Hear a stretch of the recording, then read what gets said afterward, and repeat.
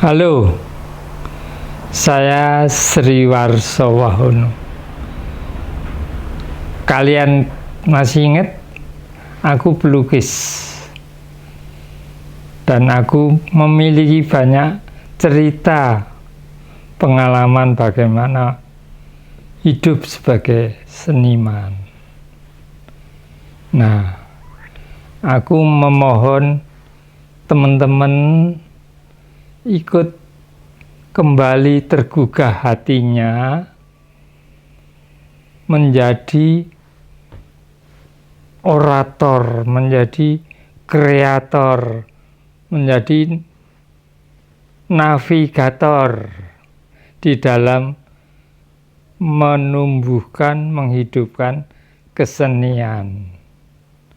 Jangan diem, karena situasi sekarang ini orang sedang dimabuk mencari duit saja. Banyak sekali yang kalau udah punya penghasilan, kehidupan komersial secara sendiri udah diem. Banyak kok teman-teman seniman yang mandek karena sudah dicukupi secara finansial. Nah, ayo jalan lagi. Jangan diem.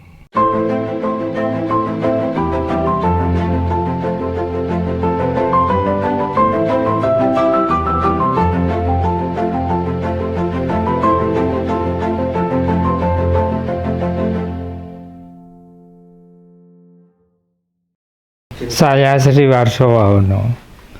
Itu mulai tahun 60-an sudah tertarik dengan seni lukis. Kenapa? Karena tetangga saya itu seorang pelukis dari Himpunan Budaya Surakarta. Nah, kepada beliau itu saya belajar. Lalu berangsur-angsur menjadi rutin. Dilalah kakak saya Sri Mulyono itu dari Jogja sering bawa reproduksi pameran-pameran di Jogja. Apakah Avandi, apakah Fajar Sidik atau siapapun, itu saya arsip di rumah sebagai bendahara. Nah, lalu dari situ saya tertarik masuk IKIP Seni Rupa di Solo. Dari sanalah saya menjadi dewasa untuk melukis. Punya kemandirian, punya gaya gitu.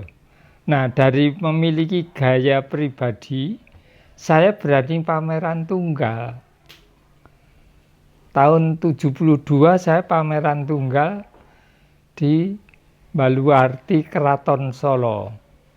Nah, dari pameran tunggal itu diekspos oleh koran-koran Pos Kota, Sinar Harapan, Kompas, dan lain-lain yang membuat saya semakin mantap. Nah, dari sanalah saya berangkat mengaku sebagai pelukis.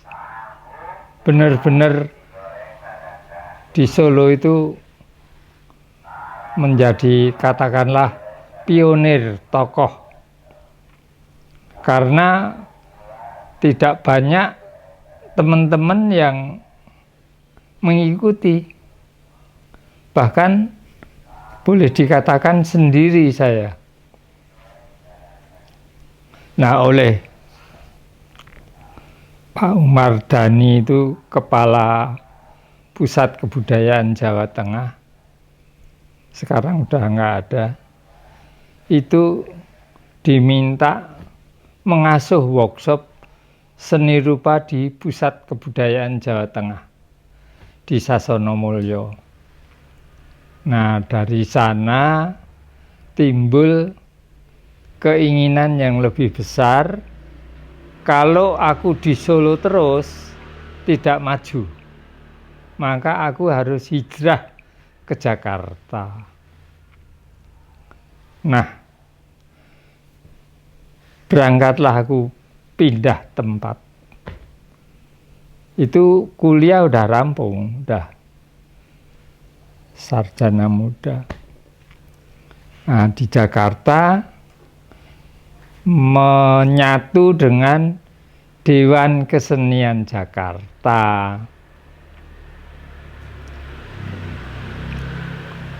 Di dalam Dewan Kesenian Jakarta itu ada Komite Seni Rupa.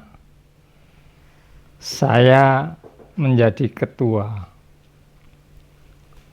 Kegiatan silih berganti menyponsorin banyak seniman, baik dari Bandung, Surabaya maupun Jogja, termasuk Jakarta sendiri. Lalu membuat Biennale. Biennale itu pameran besar 2 tahunan sekali seluruh Indonesia. Nah, itu saya menjadi ketua koordinator. Dari sana terus semakin menyatu dengan kehidupan seni rupa itu. Sampai misalnya suatu ketika diundang ke Amerika, pameran di Washington dengan seniman Amerika. Ke Belgia diundang oleh seniman-seniman akademi seni rupa di Belgia. Selain memberi ceramah juga diminta pameran tunggal. Di Belanda itu ceramah dengan kritikus Belanda. Lalu terus bergerak kegiatan itu dari tahun ke tahun, membuat kemantapan dalam hidup bahwa seni rupa adalah hidup saya. Dan sampai hari ini saya juga yakin kehidupan saya itu lebih eksis di seni rupa itu, tidak di mana-mana. Teman-teman nggak tahu ya, tapi tidak banyak kayak James Subangkat, Agus Dermawan, itu tidak begitu aktif. Asri itu dulu ada Fajar Sidik, ada Widayat, itu kolega tua, senioritas yang bersepakat membuat kegiatan-kegiatan yang bersifat nasional, membawa seni rupa Indonesia ke Belanda. Itu juga kami bertiga, Fajar Sidik, Widayat, saya, membawa lukisan-lukisan patung ke Belanda, dipamerkan di Rijksmuseum. Rijksmuseum itu museum yang besar tentang seni. Kemudian orientasi ke Leiden. Di situ diadu dengan akademisi Leiden, dipersatukanlah dalam sebuah pameran di Ruben Kastel. Kastel Ruben itu pelukis besar abad pertengahan, punya kastil yang hebat. Di situ bisa dipakai untuk pameran-pameran. para akademisi maupun seniman yang sudah independen dari banyak tempat. Kami pameran di situ. Perancis itu ya tidak nasional, tapi di satu tempat di pusat Paris pameran juga. Pendek kata, eksistensi sebagai seniman itu sangat diakui secara internasional. Nah, ini kan sebuah daya hidup. Nah, sampai sekarang ya udah, saya adalah pelukis, nggak bisa cari nafkah dari tempat lain. Teman-teman sudah banyak yang nggak ada, Ada Narsen sekarang jadi dosen di UNS. Ya, termasuk kesepian juga karena teman-teman itu sudah hilang dari permukaan perbincangan seni. Nggak tahu, karena juga pemerintah RI itu tidak terlalu memperhatikan kali ya. Tidak mau mendukung secara terus-menerus. DKI aja yang dulu ada Dewan Kesenian, sekarang melempem. Nggak ada. Tim itu yang dijadikan ajang pergelaran pertunjukan kesenian, kita bisa lihat seperti apa tim itu.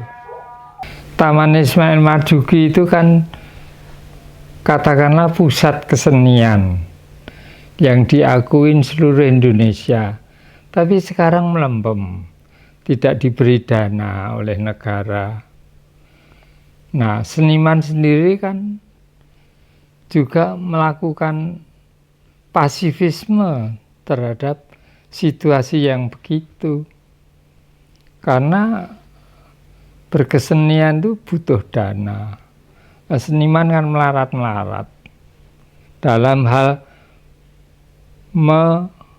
mengongkosin karya seninya untuk lahir ya. Sekarang dari seni rupa aja, satu karya itu berapa ongkosnya. Teater itu untuk latihan saja berapa duit. Tari. Nah, hal-hal seperti itu membuat kehidupan berkesenian kita itu melempem. Benar-benar melempem. Tidak terdengar ada misalnya pameran Biennale, nggak ada lagi. Festival tari nggak ada lagi. Dulu ada festival tari, festival teater seluruh Indonesia. Sekarang nggak ada. Nah, seperti itu mencemaskan kehidupan. Karena hidup menjadi kering, tanpa berkebudayaan itu kering. Keropos. Nah, ini harus ada orang-orang yang menjadi jagoan menyponsori. Nah, kita butuh para sponsor yang rela atau ikhlas menyumbangkan duitnya. Banyak loh orang kaya di Jakarta khususnya, tapi tidak tergerak.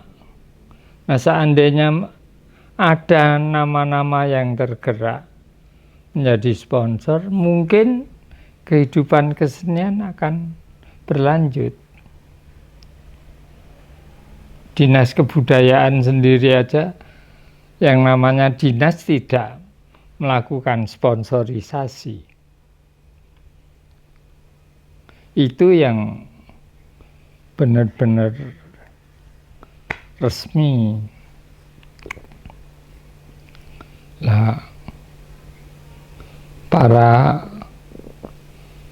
tokoh berkesenian dulu tuh karena ada Ali Sadikin itu berlomba-lomba. Sekarang nggak ada. Pusat Kesenian Jakarta aja dibiarkan kayak gitu. Kering kerontang, gedung-gedungnya juga sudah nyaris tidak terdengar berkegiatan. Ruang pamerannya nggak ada. Ngeri. Jadi hidup tuh jadi fisik kering, tak ada kehidupan rohani. Dulu mendatangkan balet dari Amerika, dari Rusia, mendatangkan drama dari Paris, itu terjadi. Sekarang enggak. Ya, butuh tenaga-tenaga muda yang mempunyai pemikiran kritis, butuh. Enggak tahu oleh siapa ini. Pemerintah Jokowi sampai hari ini belum tancut. Yang diutamakan perut aja, nasi. Memang mengerikan, kehidupan itu menjadi kering, tidak ada getaran rohani yang membara untuk hidup secara lengkap.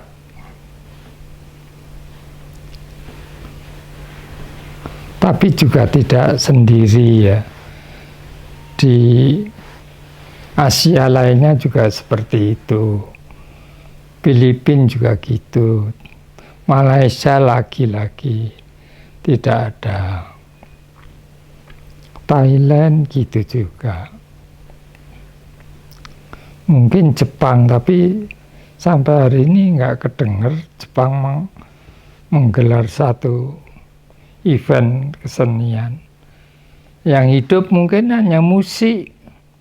Musik itu yang komersial, laku dijual.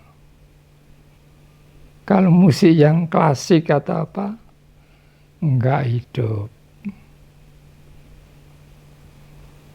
Jadi kaset-kaset untuk band apa itu aja. Nah, ini butuh mungkin kongres membedah persoalan itu. Kok mandek bagaimana? Cara meneruskan bagaimana? Akademi kesenian di Jogja, di Jakarta, di Bandung, bagaimana? Nah, itu harus digerakkan. Nah, wartawan itu harus jeli menggugah itu.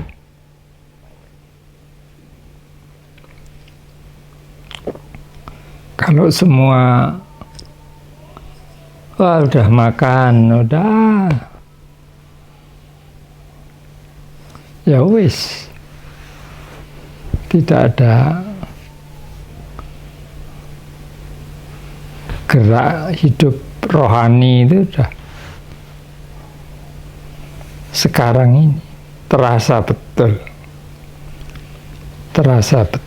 kehidupan rohani itu sangat lemah di bidang kesenian. Teman-teman saya sendiri juga udah pada tua. Mbak Yulian itu koreografer sekaligus pembina tari, tapi juga sudah lemah. Mbak Ira sudah nggak ada. Musiknya padahal dulu menjadi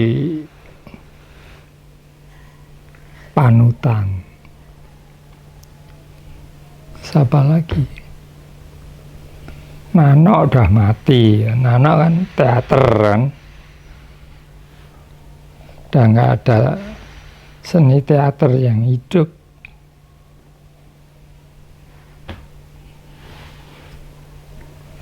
Ini butuh anak-anak muda yang punya potensi menggerakkan sebagai tokoh. Kalau nggak ada ya udah terima aja sebagai orang yang jualan nasi bungkus, makan nasi pincuk, udah. Pusat kesenian ya mungkin nanti jadi hotel. Kayaknya Anies itu tertarik tim dijadikan hotel, lebih produktif secara ekonomi ketimbang hidup secara rohani.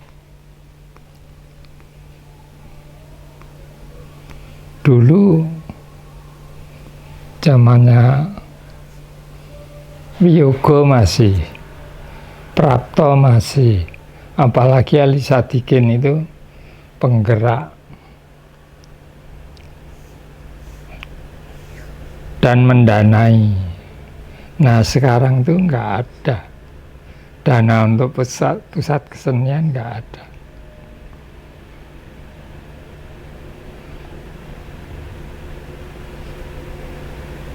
Dulu DPR itu sampai ngundang seniman-seniman, diajak berembuk gimana kehidupan seni.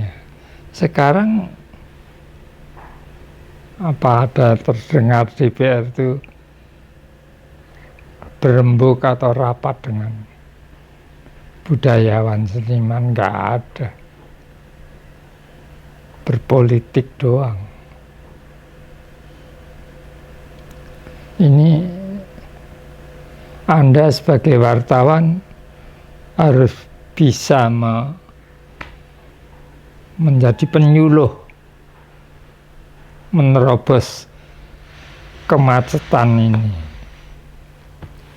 Jangan diem. Kalau saya udah tua, lukisan tinggal berapa? Saya melukis juga tinggal sisa tenaga aja. Nah ini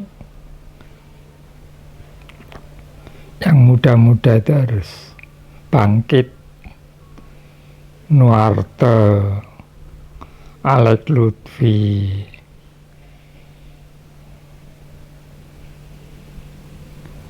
apalagi itu harus menjadi ujung tombak. Kalau enggak ya udah. Agustin Mawan juga udah tulisan-tulisannya nggak diperhatikan.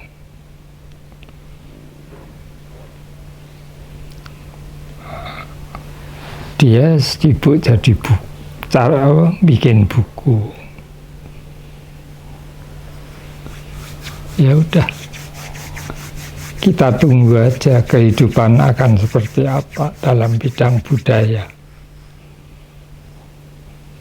Kalau secara simultan tidak digerakkan, dihidupkan baik oleh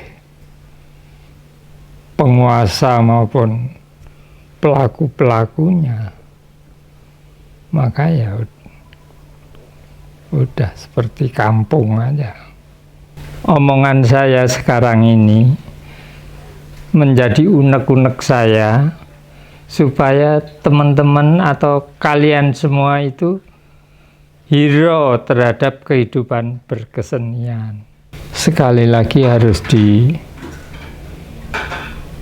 dipicu secara moral. Berkesenian itu tidak gampang karena kehidupan rohani. Nah, itu harus ditumbuhkan dari orang per orang sampai kelompok, sampai organisasi yang benar-benar resmi. Kayak DKI itu punya dinas kebudayaan. Nah, itu harus memberi support. Dia punya schedule, punya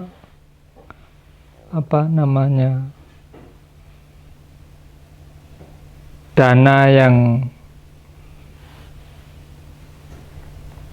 tiap tahun itu diajukan ke negara. Nah, itu harus dipakai untuk kehidupan yang nyata. Misalnya di Jakarta masih ada teater, nah, diberi dana supaya latihan dan pentas. Ada 2 tempat yang indah, gedung kesenian, itu dipakai untuk pentas bisa. Pusat Kesenian Jakarta TIM itu bisa untuk pentas. Jadi semua aspek yang berkaitan dengan perkembangan dan kemajuan budaya itu harus dipicu, harus didorong, di backup oleh terus terang negara. Jangan dibiarkan.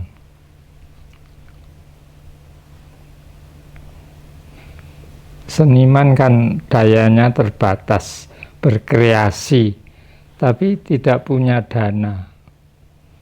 Saya saja bisa melukis, tapi untuk beli kanvas terus-menerus ya enggak punya duit. Lukisan saya jarang laku. Nah, hal-hal seperti itulah kayaknya menjadi pemikiran bersama.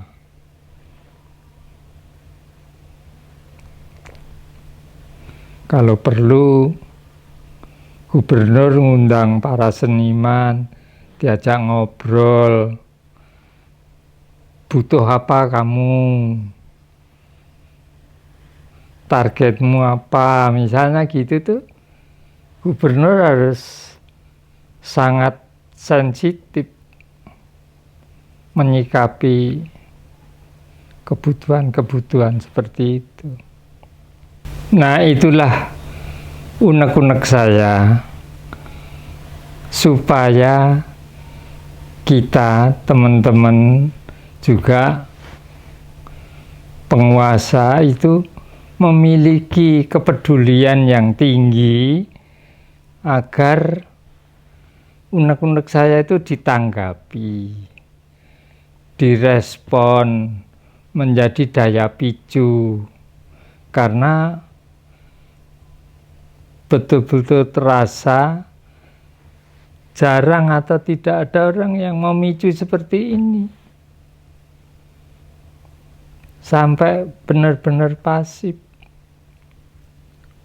Lah kalau ada gedung kesenian Jakarta yang megah Pak, itu nggak ada tontonan, buat apa? Ada Taman Ismail kayak gitu, nggak ada tontonan. Ada balai budaya, nganggur, nggak ada pamerannya. Hal-hal seperti itu harus mulai menjadi awal kebangkitan lagi.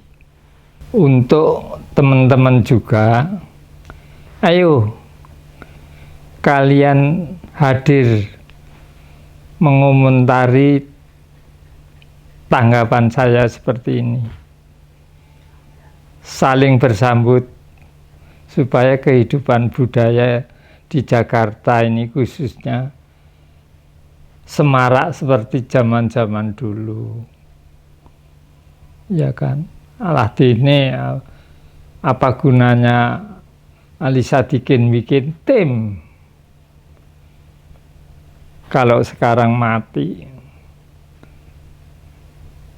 Apa gunanya ada gedung kesenian kalau menjadi tempat hantu? Tidak pernah ada aktivitas. Nah, seperti itu. Sampai ketemu lagi ya teman-teman. Aku akan memberi tanggapan lagi, memberi pandangan lagi nanti di berikutnya. Kalian sehat selalu, jangan pasif, makan yang baik, supaya badan tetap segar. Sampai jumpa. Thank you.